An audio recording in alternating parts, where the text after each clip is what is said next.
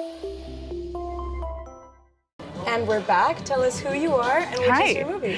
My name is Margaux, Susi, and I directed and produced The Sperm Bank. The Sperm Bank, what's that about? The Sperm Bank tells the true story of a 23-year-old named Rob who found out he had stage 4 testicular cancer.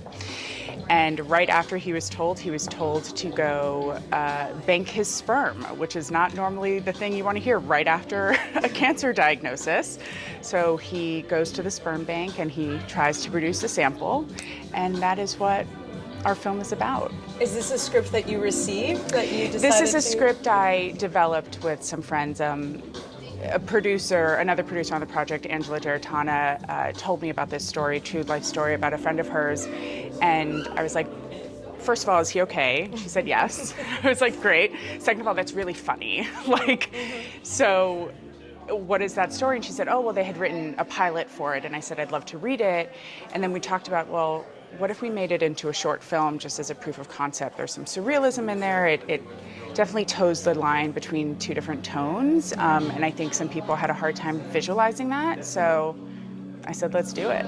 So as the director who could visualize this fine line between humor and seriousness, what were some of the ups and downs that you experienced throughout the filmmaking process? Yeah. Well, somebody recently asked me what the hardest scene to film was, and there's a beautiful scene in which our main character has a very big breakdown scene, and he's actually speaking to his future cancer self, and it's a really, really beautiful scene. And immediately before and immediately after, we had to shoot his, pardon my French, the jacking off portions of the film. And it's it is not X-rated, don't worry, but really having to jump back and forth between those just because of the way the schedule was. Right. We didn't really have a choice. So having to be able to be like, okay, everybody hold your laughter because this is ridiculously funny, and also everybody let's quiet down now, let's get him into a space where he can feel free to be vulnerable.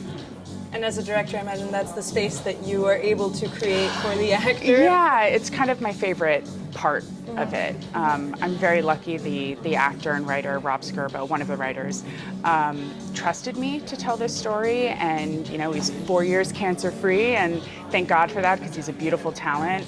But I was like, I need to live up to this story. He's trusted me to tell it. So it was a really beautiful moment, I think, for us. Well, that sounds really interesting. It sounds like we're going to laugh. Oh, we're also going to be moved. Oh, yeah. It's going to surprise you a bit. Congratulations. Thank you. Thank you for coming to the Miami Film Festival. Of course. Thanks for having me. Thank you. Thanks.